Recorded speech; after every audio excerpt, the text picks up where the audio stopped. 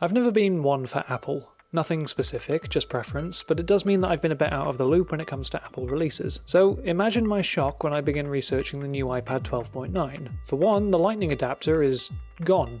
Poof, just like that. Apple has opted for a USB-C port this time. I'm assuming this will become the norm on their future products. Add to that a screen with a 120Hz refresh rate, complementing the 120Hz touch input, and that 120Hz is on an IPS LCD with a resolution of 2048 by 2732.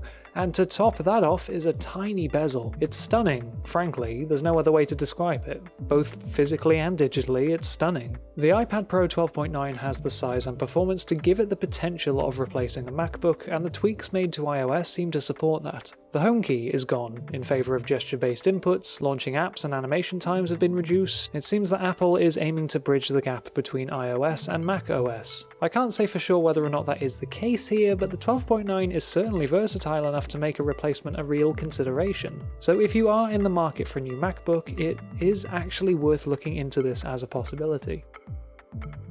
Now speaking of large screens and small bezels, the Yoga S940 from Lenovo.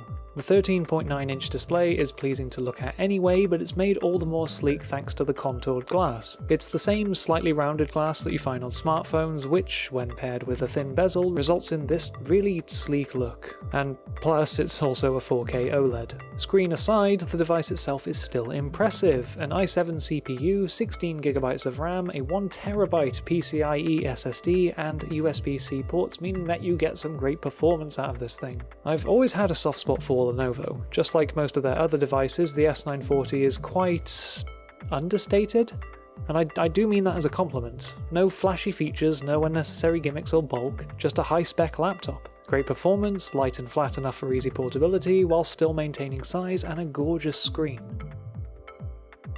And finally, the most underwhelming news, but useful nonetheless, 1TB SD cards. It's always amusing to look back on how little storage we had back in the day by comparison and how much we can fit onto a tiny card now. And at any rate, the largest SD cards available prior was 400GB, unless I'm mistaken, so that is quite a jump to 1TB. It's useful, though, especially for people like me who don't like to depend on cloud storage. The idea of having an extra terabyte in my phone, in addition to the standard 64GB, is terrific.